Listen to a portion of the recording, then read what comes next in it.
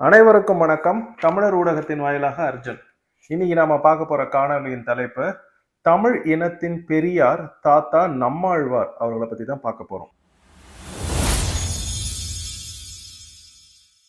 எல்லா புகழும் இறைவன் ஒருவனுக்கே. சரி, இந்த காணொலிக்கு போறதுக்கு முன்னாடி ஒரு சின்ன குட்டி கதை ஒன்று நான் சொல்லணும் அப்படின்னு நான் விருப்பப்பட்டேன். அந்த குட்டி கதையிலேருந்து தான் தாத்தா நம்மாழ்வாரை பத்தி நம்ம பார்க்க போறோம். ஒரு 30 வருடங்களுக்கு முன்னாடி எனக்கு தெரிஞ்ச ஒரு தற்குறி ஒருத்தர் இருந்தார். அவர் ரொம்ப சின்ன வயது பள்ளிக்கூடத்தில் படிச்சுட்டு இருந்தார். அப்போ ஒரு நாள் அவங்க அம்மா அந்த தற்குறி பையனுக்கு தேநீர் கொடுத்தாங்க. தேநீர் கொடுத்தப்ப அந்த பையனோட அப்பா அவங்க அம்மாட்ட கேட்குறாங்க, நான் தேநீர் கொடுத்தது சரி, அந்த தேநீர்ல நான் சொன்ன மாதிரி வெல்லம் போட்டு கொடுத்தியா அப்படின்னு கேட்குறாங்க. உடனே இந்த பையன் கேட்குறாரு அவங்க அப்பாட்ட, அப்பா எதுக்குப்பா வெல்லம் போடணும், அதான் வெள்ளை சக்கரை இருக்குல்ல, அந்த சீனியை போட்டாலே சுவை அதிகமாக இருக்குல்ல தேநீர்ன்றப்ப அவங்க அப்பா சொல்கிறாங்க, இல்லை இல்லை, பாரம்பரியமாக என்ன உணவு வகைகள் நம்ம சாப்பிட்டோமோ அதுதான் நல்லது, வெல்லம் தான் போடணும் அப்படின்னு. உடனே இந்த தற்குறி தம்பிக்கு கோவம் வந்துருச்சு. அவர் என்ன சொல்றாருன்னா, 21ஆம் நூற்றாண்டுல நீங்க வெல்லம்லாம் பேசுறீங்களே, இது உங்களுக்கு சரியா இருக்குமா, உலகம் எதை நோக்கி போய்கொண்டிருக்கிறது அப்படின்னு அந்த தற்குறி தம்பி சொல்றாரு. ஆனா அவங்க அப்பா எப்பயுமே பாரம்பரிய வேளாண் விளைபொருட்கள், அந்த பாரம்பரிய அரிசி வகைகள், வெல்லம் இதெல்லாம் பத்தி தாத்தா நம்மாழ்வார் அவர்களோட நூல்களை படித்து வச்சுட்டு சொல்லிக்கிட்டே இருப்பாங்க. ஆனா அந்த தற்குறி தம்பிக்கு புரியாது அதெல்லாம். அப்புறம் என்ன ஆகுது, ஒரு நாள் இந்த தற்குறி தம்பி கல்லூரி முடிச்சுட்டு வெளிநாட்டுக்கு வர்றாரு. லண்டன் பன்னூட்டு விமான நிலையத்துல இந்த தற்குறி தம்பி முதல்ல வெளிநாட்டுக்கு லண்டன் விமான நிலையத்துல ஒரு காப்பி, குழம்பி அப்படின்னு சொல்லுவாங்க, அந்த குழம்பி அருந்துறதுக்காக போறாரு. அந்த குழம்பி கடைக்கு போயிட்டு கேட்குறாரு, எனக்கு ஒரு குழம்பி கொடுங்கன்னா அவங்க குழம்பி கொடுக்குறாங்க. காஃபி, அதுதான் காஃபி. அதை குடிச்சு பார்த்தோன்னா கசப்பா இருக்கு. என்ன கசப்பா இருக்கு, எனக்கு இனிப்பு இல்லையே அப்படின்னா, உடனே அவங்க சொல்றாங்க, பக்கத்துல இனிப்பு வச்சிருக்கோம், நீங்க எடுத்து போடுங்க அப்படின்ட்டு.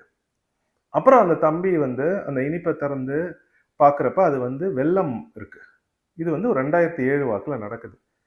அந்த தம்பிக்கு ஒன்றுமே புரியல. என்னடா அது, உலகம் வெள்ளை சர்க்கரை அப்படின்னு போட்டு இருந்தா இவனுங்க வெள்ளத்தை வச்சிருக்காங்க அப்படின்ட்டு. அப்புறம் அந்த வெள்ளத்தை போட்டு அவர் குடிக்கிறார். அதுதான் அவருக்கு முதல்ல வாழ்க்கையில விழிப்புணர்வு அப்படின்றது. அந்த வெளிநாட்டு பயணத்துல முதல் வெளிநாட்டு பயணம், லண்டன் பன்னூட்டு விமான நிலையத்துல அந்த குழம்பியை குடிக்கிறப்பதான் அந்த தற்குறிக்கு தெரியுது, வெல்லம் தான் பயன்படுத்தணும், வெள்ளை சர்க்கரை ஆபத்து அப்படின்னு. அதுக்கப்புறம் அவர் அமெரிக்காவுக்கு வர்றாரு. அமெரிக்காவுக்கு அந்த இதெல்லாம் அவர் பார்க்குறாரு. எங்க பார்த்தாலும் ஒரே ஆர்கானிக் ஸ்டோர்ஸ், இயற்கை வேளாண்மை அங்காடி, பாரம்பரிய வேளாண் விளைபொருட்கள் அப்படின்னு. அப்பதான் அவருக்கு தெரியுது, தமிழர்கள் பயன்படுத்தி அந்த பாரம்பரிய வேளாண்மை தான் ரொம்ப ரொம்ப முக்கியம் அப்படின்னு. அப்புறம் அந்த தற்குறி தம்பி அவங்க அப்பா ஒரு வாட்டி அமெரிக்கா கூட்டிட்டு வர்றாரு. கூட்டிட்டு அந்த கடைகளுக்கெல்லாம் சுத்தி காமிக்கிறப்ப சொல்றாரு, அப்பா நீங்க சொன்னதான்ப்பா சரி அப்படின்ட்டு. இந்த ரன் திரைப்படம் பார்த்தீங்கன்னா இப்படி வரும். அதாவது விவேக் அவருங்க அவங்க அப்பாவை எல்லாம் கிண்டல் பண்ணிட்டு சென்னையில போய் எவ்வளவு கஷ்டப்படுறாங்க அப்படின்ட்டு. அந்த மாதிரி அந்த தற்குறி தம்பிக்கு காட்சிகள் வந்துகிட்டே இருக்கு. அந்த தற்குறி தம்பி வேற யாரும் இல்லை, நான் தான். அதனாலதான் இந்த கதையோட நான் ஆரம்பிக்கணும் அப்படின்னு விருப்பப்பட்டேன். எங்க அப்பா நான் ரொம்ப சிறு வயதிலேயே இருக்கிறப்ப, பள்ளிக்கூடத்துல இருக்கிறப்ப சொல்லுவாங்க, தாத்தா நம்மாழ்வார் அவர்களோட இதுதான் சரியான ஒரு பணி, அவங்க செய்யறதை தான் நம்ம கேட்கணும் அப்படின்ட்டு. ஆனா அப்ப அந்த தற்குறி தம்பிக்கு நான் தான் அது தெரியல. இப்ப எப்ப பார்த்தாலும் பாரம்பரியம் பாரம்பரியம் பாரம்பரியம் அப்படின்னு சொல்லிக்கிட்டு இருக்கேன். எங்க அப்பா இப்ப மேல இருந்து வானத்துல இருந்து சிரிச்சிட்டு இருக்காங்க, மாட்டியா நீ, நான் சொன்னல கேட்கல அப்படின்ட்டு. அதனால நான் இந்த காணொலி எங்க அப்பாவுக்கு தான் சமர்ப்பிக்கணும் அப்படின்னு விருப்பப்படுறேன். ஏன்னா எனக்குள்ளார அந்த விதையை போட்டு பாரம்பரியம் அப்படின்றத தாத்தா நம்மாழ்வாரை பற்றி எனக்கு எடுத்து சொன்னது எனது தந்தை திரு முருகானந்தம் அவர்கள் தான். அதனால அவங்களுக்கு தான் இந்த காணொலி. சரி, இப்ப தாத்தா நம்மாழ்வாரை பத்தி பேசுவோமா? சரி, தாத்தா நம்மாழ்வாரை பத்தி பேசுறப்ப, அதாவது உலகத்துல சில பேரை நான் ரொம்ப மதிப்பேன். அது என்ன அப்படின்னா, உலகத்தின் போக்கையே தன் பக்கத்திற்கு மாற்றக்கூடியவர்கள். அந்த மாதிரி ஒரு ஆற்றல் சில பேருக்கு இருக்கும். இன்னொரு ஆற்றல் என்ன இருக்குன்னா, உலகத்துல எல்லாரும் ஆட்டு மந்தை மாதிரி போயிட்டு இருப்பாங்க ஒரே ஒரு இதை நோக்கி. இப்ப ஒரு விஷயம் ஒண்ணு நல்லா காசு கொடுக்குதுன்னா அதுதான் அதுதான் அதுதான் இதுதான் சரி இதுதான் சரின்னு.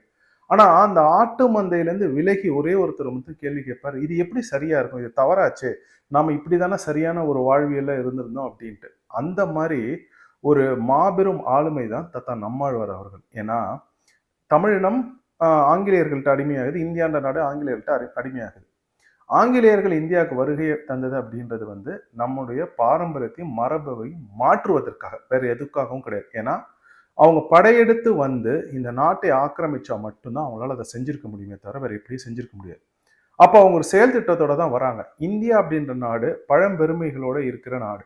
அந்த நாட்டின் பாரம்பரியத்தையும் அதோட வேர்களையும் வெட்டினாதான் நாம வந்து உள்ளார கொண்டு போய் நாம நினைக்கிறத உட்புகுத்த முடியும்னு ஒரு 250 வருஷம் நம்மள அழிச்சாங்க. தமிழர்களே ஒரு 500 வருஷமா அவங்களும் விஜயநகர காலத்திலேயே அவங்க உள்ளார வந்துட்டாங்க ஐரோப்பியர்கள். அவங்க அதை வந்து பண்றாங்க. அப்ப இந்த மாதிரி ஒரு சூழ்நிலையில தான் அவங்க நம்மளுக்கு சுதந்திரம் கொடுத்துட்டு போறாங்க. நம்ம நாடு வந்து பஞ்சத்துல அடிபடுது. உங்களால் நம்ப முடியுதா? முப்போகம் விளைந்த தமிழ்நாடு பஞ்சத்துல அடிபடுது. அப்புறம் வெளிநாட்டு நிறுவனங்கள் வந்து நாங்க வந்து சீக்கிரமா உங்களுக்கு வேளாண்மை கத்துத்தரோம், எங்களோட இதெல்லாம் போடுங்க, எங்களோட அரிசி வகைகளை போடுங்க, எங்களோட இந்த யூரியா இதெல்லாம் பயன்படுத்துங்க அப்படின்னு சொல்லி பண்றாங்க. இதையும் தமிழ்நாடு ஏத்துக்கிட்டு இதை பண்ணுது. அப்போ ஒரே ஒரு மனிதர் தான் இது வந்து தவறு, இந்த மாதிரி நம்ம பண்ணக்கூடாது, நமக்குன்னு ஒரு பாரம்பரிய வேளாண்மை இருக்கு, அதை நம்ம உலகம் பூரா போய் கற்றுக் கொடுத்தவர்கள், இவர்கள் வந்து நம்மளுக்கு வேளாண்மை கற்றுக் கொடுக்குறாங்களே, உங்களுக்கு வேளாண்மைனா என்னன்னே தெரியாது அப்படின்னு சொன்னது தாத்தா நம்மாழ்வார் தான். தாத்தா நம்மாழ்வார் சொன்னதை நம்ம கேட்டிருந்தோம்னா இன்னைக்கு இந்த நாடு தப்பிச்சிருக்கும். ஆனா தாத்தா நம்மாழ்வார் சொன்னதை இப்பதான் நம்ம உணர்றோம், பாரம்பரிய வேளாண்மை தான் சரி. ஏன்னா இப்ப அமெரிக்கால இருந்து ஃபோர்ட் அப்படின்னு ஒரு நிறுவனம் இருக்கு. அவங்க வந்து மசில் கார்ஸ் தயாரிப்பாங்க. அவங்களோட மகிழுந்துகள் எல்லாமே மிகவும் நல்லா இருக்கும். அதை வந்து நம்ம பயன்படுத்துறோம், அதுல வந்து தவறு கிடையாது. ஆனா வேளாண்மை பொறுத்த வரைக்கும் உலகத்திற்கு வேளாண்மை கற்றுக் கொடுத்தது தமிழர்கள். இதை எப்படி நான் சொல்றேன்னா, தாத்தா நம்மள வந்து மாசானோ புக்கோக்கோ அப்படின்னு ஒரு ஜப்பானிய வேளாண் விஞ்ஞானியை வந்து அவங்க அடிக்கடி சொல்லுவாங்க. ஒற்றை வைக்கோல் புரட்சின்னு ஒரு நூல் எழுதினார் அப்படின்னு. ஆனா அந்த மாசானோ புக்கோக்கோக்கு என்ன தெரியும் அப்படின்னா, அவருக்கு தெரியுமோ தெரியாதோ, ஜப்பானியர்களுக்கு வேளாண்மை, அதாவது நெல்லை எப்படி சாகுபடி பண்ணணும்னு கற்றுக் கொடுக்க போனது தமிழர்கள். அந்த இதுல இருந்து நம்ம மொழியை எடுத்துதான் அவங்க ஜப்பானிய மொழியை கட்டியமைச்சாங்க, மெருகேற்றினாங்க அப்படின்ட்டு அங்க மொழியியல் ஆய்வறிஞர் சுசுமு சொல்றாரு. அப்ப வேளாண்மை மூலமாக தெற்காசியா முழுக்க, உலகம் முழுக்க பரவி சென்று தமிழ் மொழியை பரப்பி வேளாண்மையும் கற்றுக் கொடுத்தது தமிழர்கள். அப்ப பாத்துங்க, இந்த ஒரு வேலையை நம்ம எவ்வளோ 1000 வருடங்களாக நம்ம செஞ்சு வந்திருக்கோம் அப்படின்னு. வேளாண்மை இன்னைய வரைக்குமே நீங்க பாத்தீங்கன்னா, இஞ்சி எப்படி விளைய வைக்கிறது அப்படின்னு தெற்காசிய நாடுகள்ல நம்ம ஆட்கள் போய் சொல்லி கொடுத்தாங்க. ஏன் தாத்தா நம்மாழ்வாரு பிலிப்பைன்ஸ் நாட்டுக்கு போய் அங்க இருக்கிற தென்னை சாகுபடி எப்படி செய்யணும் அப்படின்னு பிலிப்பைன்ஸ்ல இருக்கிற தென்னை வேளாண்மை செய்யறவங்களுக்கு தாத்தா நம்மாழ்வார் கற்றுக் கொடுத்தாங்க. ஏகப்பட்ட பேர் தமிழ்நாட்டில இருந்து இந்த வேலையை செஞ்சுக்கிட்டு இருக்காங்க. அப்ப வேளாண்மை அறிவு அப்படின்றத உலகத்திற்கு கற்றுக் கொடுத்த தமிழினம் என்ன பண்ணிடுச்சுன்னா, அதையெல்லாம் மறந்து சீக்கிரமா நெல் வளரும். IR 20 International Rice Research Institute Philippines மணிலால இருக்கு. அங்க இருக்கிற அந்த பரிசோதனை கூடத்துல இருந்து வர எலிகள் மாதிரி நம்மளை பயன்படுத்தி அந்த அரிசி வகையில விற்கிறாங்க. அது 3 மாதத்துல நம்ம சாப்பிட்றோம், 30-40 வயசுலயே செத்து போயிடுறோம். இதுதான் உண்மை. அப்ப பாரம்பரிய அரிசி வகைகள் நீண்ட நேரம் எடுத்துக்கிச்சு, 6 மாசம் எடுத்துக்கிச்சு விளையறதுக்கு. ஆனா நம்ம 70-80 வயது வரைக்கும் உயிரோட வாழ்ந்தோம். இப்ப கடைசியா நீங்க உங்க மனசாட்சியை தொட்டு சொல்லுங்க, எத்தனை பேர் கடைசியா 100 வயசு வரைக்கும் எங்க வீட்டுல எனக்கு தெரிஞ்சவங்க இருந்தாங்க அப்படின்னு நீங்க சொல்ல முடியும்? ஆனா இதே ஒரு 20-30 வருஷம் போனீங்கன்னா நிறைய பேர் 100 வயசு வரைக்கும் வாழ்ந்தவங்களாம் நம்ம பார்த்திருக்கோம். அப்ப அந்த ஒரு வேளாண்மையை விட்டு நம்ம விலகிட்டோம். அதனாலதான் தாத்தா நம்மாழ்வார் சொன்னாங்க, இந்த உலகமே சொன்னாலும் சரி, நான் சொல்றது சரி, ஏன்னா நாம் வேர்களை படிக்க வேண்டும், வேர்களை படித்தால் நாம் பாரம்பரிய வேளாண்மைக்கு செல்வோம் அப்படின்னு. இந்த மாதிரி ஆட்கள் தான் உலகத்தின் போக்கையே மாற்றக்கூடியவர்கள். இப்ப தாத்தா நம்மாழ்வார் வந்து ஒரு மஞ்சள் காப்பீட்டுக்கு, அதாவது பேட்டன் ரைட்டுக்கு வெளிநாடுகளுக்கு வந்து இந்த மஞ்சள் அப்படின்றது தமிழரோட வாழ்வியல்ல, இந்தியர்களோட வாழ்வியல்ல எந்த அளவுக்கு இருந்துச்சுன்னு போராடி அந்த காப்புரிமை திரும்ப இந்தியாவுக்கு பெற்றுக் கொடுத்தவர் தாத்தா நம்மாழ்வார் அப்படின்ற உண்மையே பல பேருக்கு தெரியாது. அவ பாத்துங்க, இதெல்லாம் முதல் பக்கத்துல செய்தியா வந்திருக்கணும். ஆனா தமிழ்நாட்டுல எத்தனை ஏடுகள்ல இது முதல் பக்கத்துல செய்தியா வந்துச்சு? சரி, இதை விடுங்க. நான் உங்களுக்கு அடிப்படையா ஒரு கேள்வி ஒன்று வைக்கிறேன். 2017 ஜல்லிக்கட்டு புரட்சி. ஜல்லிக்கட்டுன்னு சொல்லக்கூடாது, அது ஏறு தழுவுதல் தான். ஜல்லிக்கட்டு அப்படின்றது தமிழர்களோட இது கிடையாது, ஏறு தழுவுதல் தான் நம்மளோடது. அப்ப அந்த ஏறு தழுவுதல் புரட்சி 2017 ஜனவரி மாசம், தை மாசம் மெரினால நடக்குது. இப்ப இந்த மெரினால நடக்கிறதுக்கு யாரு காரணம் அப்படின்னு உங்களுக்கு தெரியுமா? யார் இதற்கான விதையை போட்டது அப்படின்னு? இந்த 2017 மெரினா புரட்சிக்கு விதையை போட்டவர் தாத்தா நம்மாழ்வார். நிறைய பேருக்கு இந்த உண்மை தெரியாது. ஆனா முதல்ல இந்த நாட்டு மாடுகள் பிரச்சனை, இது வந்து இவங்க அழிக்கிறாங்க நாட்டு மாட்டை, அப்ப இந்த நாட்டு மாடுகளை அழிக்க கூடாது அப்படின்னு அந்த 2017க்கு முன்னாடி, பல ஆண்டுகளுக்கு முன்னாடியே அவங்க வந்து ஒரு கூட்டம் ஒண்ணு போட்டாங்க. நீங்க ஜல்லிக்கட்டு மெரினா புரட்சியில லட்சக்கணக்கான, கோடிக்கணக்கான மக்கள் தமிழ்நாடு முழுக்க பங்கேற்றுக்கிட்டீங்க. ஆனா தாத்தா நம்மாழ்வார் அந்த விதையை போட்டப்ப 15-20 பேர் இருப்பாங்க. ஒரு கீத்து கொட்டாயில, எனக்கு நல்ல நினைவுல இருக்கு அந்த காணொலி. அந்த காணொலி எடுத்து வைக்க நான் தவறிட்டேன். அந்த காணொலியில முதல்ல தாத்தா நம்மாழ்வார் பேசுறாங்க, அந்த விதைய போட்டது தாத்தா நம்மாழ்வார். இது நிறைய பேருக்கு தெரியாது. அப்ப அந்த காணொலியை நீங்க பார்த்தீங்கனாலே தெரியும். ஒரு 15லேருந்து 20 பேர் இருந்து அதை பேசுவாங்க. அந்த கூட்டத்துல தாத்தா நம்மாழ்வார் தலைமையேற்று பேசுவாங்க. அவங்க தான் அதை ஒருங்கிணைச்சது. ஏன் இது வந்து தவறு, நாட்டு மாடுகளை நாம் ஏன் பாதுகாக்க வேண்டும் அப்படின்னு. அப்ப அவங்களுக்கு தெரியாது. ஆனா அது தன்னுடைய கடமை, தன் கடமையை தான் செய்ய வேண்டும். அதுக்கு லட்சக்கணக்கான பேர் வரான், கோடிக்கணக்கான பேர் வரான். அது என்னோட வேலை இல்லை. என்னுடைய வேலை என் மக்களுக்கு விழிப்புணர்வை ஏற்படுத்த வேண்டும். அந்த விழிப்புணர்வை ஏற்படுத்துறப்ப 15 பேர் வந்தா போதும், 20 பேர் வந்தா போதும், 25 பேர் வந்தா போதும், நான் என் கடமையை செய்கின்றேன்னு செஞ்ச ஒரு மரத்தமிழன் தான் தாத்தா நம்மாழ்வார். அது அப்படியே தாத்தா மறைஞ்சிடுறாங்க. தாத்தா மறைவிற்கு பிறகு அதை எடுத்து திரும்ப தனது பேச்சை மூச்சாக்கி இந்த தமிழ்நாடு முழுக்க கொண்டு சென்றது அண்ணன் சீமான் அவர்கள் தான். இந்த இடத்துல நான் ஒண்ணு சொல்லணும். முதல்ல நான் சீமான் அண்ணனை பார்த்ததே இந்த ஜல்லிக்கட்டு புரட்சி இதுக்கெல்லாம் முன்னாடி சீமான் அண்ணன் வந்து இந்த நாட்டு மாடுகள் பீட்டா அப்படின்னு அந்த அமைப்பை எதிர்த்து பேச போறதுக்கு முன்னாடி ஒரு மேடையில பேசுறதுக்கு முன்னாடி அண்ணனை நான் வந்து அங்க அலுவலகத்தை சந்திக்கிறேன். அப்பதான் நான் அண்ணனை முதல்ல பார்த்தேன். அப்ப அண்ணன் வந்து அன்னைக்கு போயிட்டு அந்த பீட்டாவை எதிர்த்து பேசுறாங்க. அப்பவே எனக்கு பட்டுச்சு, சீமான் அண்ணன் எவ்வளவு பெரிய வேலையை ஒண்ணு செய்யறாங்க அப்படின்னு. ஏன்னா இந்த தகவலும் நிறைய பேருக்கு தெரியாது. அதாவது நல்லவங்களா இருக்கலாம், அநியாயத்துக்கு நல்லவங்களா எங்க அண்ணன் இருக்கிறாங்க சில நேரங்கள். இந்த 2017 மெரினா புரட்சி அப்ப அந்த ஒரு முகநூல் நிறுவனம் தான் இந்த வேலையை செஞ்சாங்க. முகநூல் வச்சிருந்தாங்க. அந்த முகநூல் குழுவுல வந்து அவங்க என்ன பண்ணாங்கன்னா, சரி மெரினால எல்லாரும் ஒன்று கூடுவோம் அப்படின்னு போட்டு அந்த கூட்டத்துக்கு சீமான் அண்ணனோட புகைப்படத்தை போட்டு தான் அவங்க அடிச்சிருந்தாங்க. அந்த துண்டறிக்கையை உருவாக்குன தம்பி எனக்கு யாருன்னு தெரியும். சீமான் அண்ணன் அந்த துண்டறிக்கையை பார்த்தாங்க. பார்த்துட்டு என்ன தெரியுமா சொன்னாங்க, அண்ணன் என் புகைப்படத்தை நீக்கிடுங்க, ஏன்னா இது மக்களுக்கான புரட்சியா வரட்டும், நான் வந்தேன்னா இது கட்சி சார்ந்த ஒரு அமைப்பா மாறிடும், அது நல்லா இருக்காது அப்படின்ட்டு ஒரு நல்ல எண்ணம், அதை விட ரொம்ப நல்ல எண்ணத்துல அண்ணன் சொன்னாங்க. அது அண்ணன் சொன்ன மாதிரியே நடந்துச்சு. அது ஒரு பெரும் நெருப்பம் பத்திக்கிட்டு உலகம் முழுக்க அந்த ஜல்லிக்கட்டு புரட்சியை அந்த ஏறு தழுவுதல் இதை வந்து பார்த்தாங்க. அப்ப அந்த விதையை போட்டது தாத்தா நம்மாழ்வார். அவங்க மறைஞ்சிட்டாங்க. ஆனா அதை பெரிய ஒரு பெரு நெருப்பா அதை வந்து ஒரு எரிமலையாக கொண்டு வந்து சீமான் அண்ணன். ஆனா இது நிறைய பேருக்கு தெரியாது. ஆனா சீமான் அண்ணன் தான் இதுக்கு பின்னாடி இருக்காங்கன்னு அந்த பாஜக அரசுக்கு தெரிஞ்சு சீமான் அண்ணன் கிட்டே இருந்து இந்த பெருமையை எடுக்கணும்னு நிறைய வேலைகள் செஞ்சாங்க. அதுக்குள்ள நான் போக விரும்பல. ஆனா கடைசியா மக்களுக்கு தெரிஞ்சிச்சு சீமான் அண்ணன் தான் இந்த வேலையை செஞ்சாங்க அப்படின்ட்டு.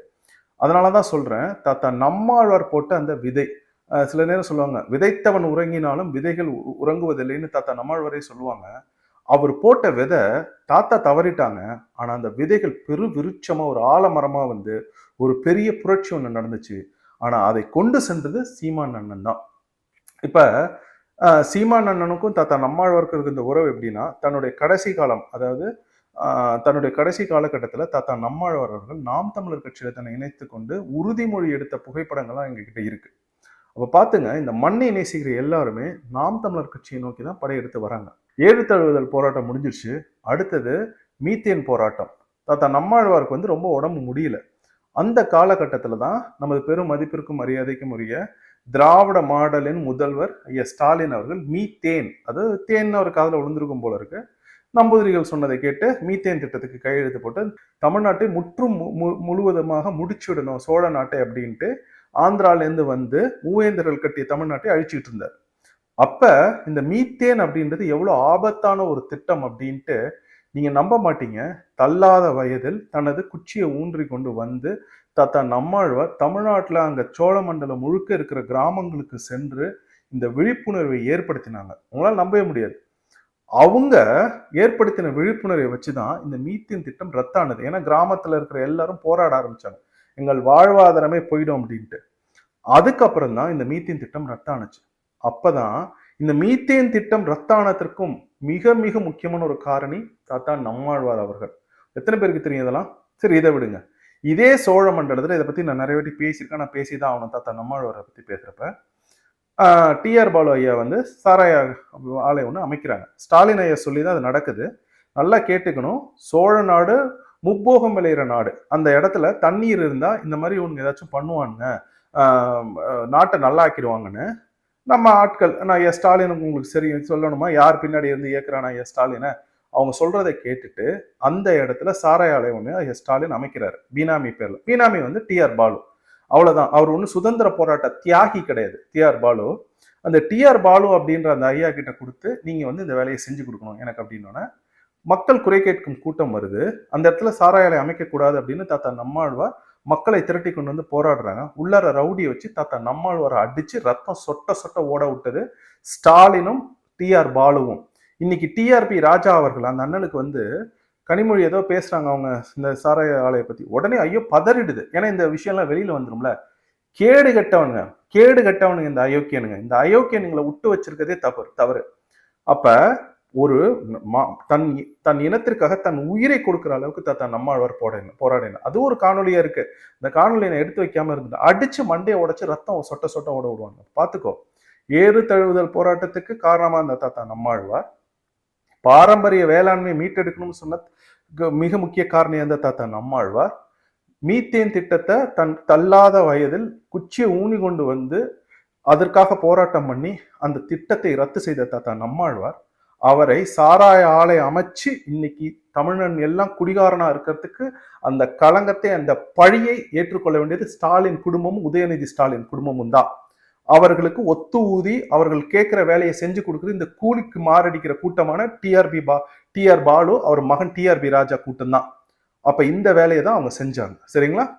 அப்ப தாத்தா நம்மாழ்வார் வந்து அவங்க வந்து தவறிடுறாங்க. தாத்தா நம்மாழ்வார் தவறினோன்னு திமுக எவ்வளவு ஆபத்தான ஒரு கட்சின்னு இதை தெரிஞ்சுங்க. யாரை அடிச்சு ரத்தம் சொட்ட சொட்ட விட்டாங்களோ 2016 தேர்தல் அறிக்கையில ஒரு வரி ஒண்ணு வைக்கிறாங்க. தாத்தா நம்மாழ்வார் இயற்கை இதுல நாங்க ஏதோ ஒண்ணு அமைப்போம் அப்படின்ட்டு. அதாவது தமிழ்நாட்டுல சொல்லுவாங்க, கொன்றால் பாவம் தின்றால் போச்சு அப்படின்ட்டு. அடிச்சிட்டோம், ரத்தம் வந்துருச்சு, அந்த தாத்தாவை கொன்னுட்டோம் தாத்தா நம்மாழ்வார, அவர் பேர்ல ஒரு ஏதோ ஒண்ணு வச்சு இது பண்ணிடும் அப்படின்ட்டு ஸ்டாலினோட புத்தி. கேடு கட்டவனுங்க. அப்ப இவங்களை பத்தி பேசினாலும் எரிச்சல் வருது. புரியுதா? அப்ப எவ்வளவு ஆபத்தான ஒரு கூட்டம் பாரு. இதுல இன்னொரு முக்கியமான ஒரு தகவல் ஒண்ணு சொல்றேன். அதாவது தாத்தா நம்மாழ்வார் வந்து அரசாங்க வேலையில இருந்தாங்க. எல்லாரும் அரசாங்க வேலை அப்படிம்பாங்க. அரசாங்க வேலை வந்து தன் மக்களுக்கு எதிராக இருக்குன்னு அரசாங்க வேலையை உதறி தள்ளி விட்டு அவங்க தன் குடும்பத்தை கூட பார்க்காம இனத்திற்காக வேலை செய்தவர். குடும்பத்தை வந்து அவங்க மனைவி சாவித்திரி அம்மா பார்த்துக்கிட்டாங்க. ஆனா தன் இனத்தை பார்த்து கொண்டது தாத்தா நம்மாழ்வார். நாடை நான் பார்த்துக்கிற வீடை நீங்க பார்த்துக்கோ அப்படின்ட்டு. அந்த அம்மா சாவித்திரி அம்மா தாத்தா நம்மாழ்வாரின் மனைவி தாத்தா நம்மாழ்வாருக்கு ஒரு சட்டை ஒன்று வாங்கி கொடுத்துருக்காங்க. அதை நம்ம ஐயா தாத்தா வந்து போட்டுட்டு போயிருக்காங்க. தாத்தா போட்டு போனப்ப யாரோ ஒருத்தர் சட்டை நல்லா இருக்கு அப்படின்னு சொன்னோன்னா கழட்டி கொடுத்துட்டாங்க அவர்கிட்ட. எப்படிப்பட்ட மனுஷங்களாம் நம்மளுக்கு இருக்காங்க பாரு. அந்த மனிதர் வந்து எத்தனை மக்களை சொத்தாக சேமித்தார் அப்படின்னு யாருக்குமே தெரியாது. தாத்தா நம்மாழ்வார் இறந்த பிறகு அவங்க வீட்டுக்கு ஒரு பெரிய கூட்டம் ஒண்ணு வருது. நல்லா கேட்டுக்கணும் இதை. இவ்வளோ பெரிய கூட்டமா அப்படின்ட்டு யார் தெரியுமா வியந்தது? அவங்க மனைவி சாவித்திரி அம்மா இன்னமும் இருக்காங்க. அந்த அம்மா அவங்ககிட்ட போய் கேட்டீங்கன்னு சொல்லுவாங்க, அவங்களுக்கு தெரியவே தெரியாது இவ்வளோ கூட்டம் தாத்தா நம்மாழ்வாருக்கு இருக்கு. இவ்வளோ பேர் வாழ்க்கையை போயிட்டு அவர் வந்து சென்றடைஞ்சிருக்காரு, அவங்க கிட்ட தாக்கத்தை ஏற்படுத்தியிருக்காரு அப்படின்னு சாவித்திரி அம்மாவுக்கு தாத்தா நம்மாழ்வார் இறந்த அன்னைக்கு தான்ப்பா தெரியும். உங்களால நம்ப முடியாத? தான் வாழ்ந்த வரைக்கும் தனக்கு என்ன வேணும் ஏது வேணும் ஒண்ணு இல்லை, ஒரு துண்டு ஒண்ணு பச்சை துண்டு ஒண்ணு போட்டிருப்பாங்க, ஒரு வேட்டி, இதுதான் தாத்தா நம்ம ஒரு தலைபாகம் ஒண்ணு கட்டியிருப்பாங்க. அந்த மனிதனை மாதிரி ஒரு இந்த இயற்கையை நேசிச்ச மனிதன் உலகத்திலே கிடையாதுப்பா தாத்தா நம்மாழ்வார். எனக்கு தெரிஞ்சு இந்த பூச்சி சின்ன சின்ன புல்லு பூண்டு பறவைகள் எல்லாத்தையும் நேசிச்சாருப்பா அந்த மனிதன். அதனாலதான் அவரால் வந்து அந்த வேளாண்மையை கடைசி வரை விட்டு கொடுக்கவே முடியாது. இன்னைக்கு தாத்தா நம்மாழ்வார் அமெரிக்கால இருந்ததுதான் வச்சுக்கேன், அவர் மல்டி பில்லியனர் ஆயிருப்பார் அவர்கிட்ட இந்த அறிவுக்கு. ஆனா தன்னுடைய அறிவை தன் சமூகத்துக்கு இலவசமாக கொடுத்த ஒரு தமிழ் பெரியார் தான் தாத்தா நம்மாழ்வார். இப்ப இவரு பெரியாரா? இப்ப என்னோட கேள்வி என்னன்னா, இவர் வந்து ஒரு கரும்புலி மறவர் மாதிரி தான் இறந்த பிறகு, மாவீரன் தான் இறந்த பிறகுதான் அவருக்கு வந்து தலைவர் வந்து பட்டம் கொடுப்பாராம். அந்த மாதிரி அவர் இறந்த பிறகுதான் அந்த அம்மாவுக்கு தெரியும், சாவித்திரி அம்மாவுக்கு, தாத்தா நம்மாழ்வார் இவ்வளவு பேரை போய் தட்டிருக்காரு அப்படின்ட்டு. அப்ப இவர் தமிழினத்தின் பெரியாரா? இல்ல யுனெஸ்கோ விருது கொடுத்து, இல்லாத யுனெஸ்கோல விருது கொடுத்து அவரை இந்த ஈவே ராமசாமின்னு ஒருத்தர் இருக்காரு, அவரை பெருசாக்கிறாங்க, அவர் தமிழினத்தின் பெரியாரா? இல்ல ஆக்ஸ்போர்ட்ல போய் நாங்க ஈவேராக்கு வந்து சிலை திறக்கிறோம், இவங்களே ஒரு அறையை எடுத்து திறந்துட்டு ஆக்ஸ்போர்ட் திறந்துச்சுன்னு கதை விடுறாங்களே, இவர் தமிழினத்தின் பெரியாரா? இல்ல தான் சொத்து வந்து தன் கையை மீறி போயிடக்கூடாது அப்படின்றதுக்காக ஒரு மனைவி ஒருத்தவங்களை வச்சு கல்யாணம் பண்ணிக்கிட்டு அவங்க சொத்தை எழுதி கொடுத்தாரு, இவர் தமிழினத்தின் பெரியாரா? இல்ல அந்த சொத்தை ஆட்டைய போட்ட அந்த மானமிக ஆசிரியர் கி வீரமணி இவருக்கு எல்லாம் நூல்கள்லாம் எழுதி இவர் அதை செஞ்சாரு இது செஞ்சாரு, இவர் இல்லைன்னா நீங்க கோவணம் கட்டிருக்க முடியாது, இவர் தமிழினத்தின் பெரியாரா? யாருப்பா தமிழினத்தின் பெரியார் சொல்லுங்க? எத்தனை பேர் தெரியுமா இந்த மாதிரி இருக்காங்க தமிழ்நாட்டுல? எத்தனை பேர் ஈகியர்கள் இருக்காங்கப்பா. தன் சொத்து, தன் எல்லாத்தையும் வாழ்க்கையை இழந்து தன் இனம் நல்லா இருக்கணுன்றதுக்காக வாழ்ந்தவர்கள் அப்படி இருக்காங்க. அதையெல்லாம் விட்டுட்டு ஒரு அயோக்கியரை கொண்டு வந்து வச்சு, ஒரு பிம்பை கொண்டு வந்து வச்சுட்டு எல்லா இடங்களையும் அவருக்கு சிலை வச்சிருக்கீங்களே, எத்தனை சிலைகள் தமிழ்நாட்டுல தாத்தா நம்மாழ்வாருக்கு இருக்கின்றது? இதுக்கு மட்டும் எனக்கு பதில் சொல்லுங்க. தாத்தா நம்மாழ்வாருக்கு தமிழ்நாட்டில் எத்தனை இடத்தில் சிலைகள் இருக்கின்றது? இப்ப இந்த ஈவேராக்கு எத்தனை சிலைகள் இருக்கின்றது? இப்ப யார் உண்மையான பெரியார்? தாத்தா தமிழ்நாட்டுக்கு உடனே இவங்க கொண்டு வந்துருவாங்க. தாத்தா நம்மாழ்வார் வந்து ஈவேராவை பத்தி புகழ்ந்து பேசுறது. அவர் குடும்பம் திமுக குடும்பம். தாத்தா நம்மாழ்வாரோட குடும்பம், தாத்தா நம்மாழ்வாரின் அண்ணன் திமுக சட்டமன்ற உறுப்பினர் இருந்தவர். அவரோட தம்பியே மண்டைய உடைச்சாங்க திமுக காரங்க. காசுன்னு வந்துருச்சுன்னு வச்சுக்கேன், திமுக வர அவங்கள மாதிரி கேவலமான மனுஷனுங்க இருக்க முடியாது. அப்ப நீ பாத்துக்க, நம் இனத்தில் பிறந்த ஒருத்தவருக்கு நம்ம மரியாதை கொடுக்கறது இல்லை. நம்ம இனத்தில் பிறக்காத ஒருத்தவன் நம்மளை அழிக்க வந்த ஒரு கோடாரி கொம்புக்கு நாம இந்த பெருமைகளை கொடுக்கின்றோம். உங்ககிட்ட ஒரே ஒரு கேள்வி கேட்கிறேன். தமிழ்நாட்டில் தாத்தா நம்மாழ்வார் மாதிரி இருக்க தமிழ் பெரியார்களின் சிலைகள் வேண்டுமா, இந்த ஈவேரா அப்படின்னு அந்த சாக்கடையின் சிலைகள் வேண்டுமா அப்படின்ற அடிப்படை கேள்வியோட இந்த காணொலியை நான் நிறைவு செய்கின்றேன். இந்த காணொலி உங்களுக்கு பிடிச்சிருந்துச்சுன்னா இதை நீங்கள் மற்றவரிடம் பகிருங்கள். மிக்க நன்றி.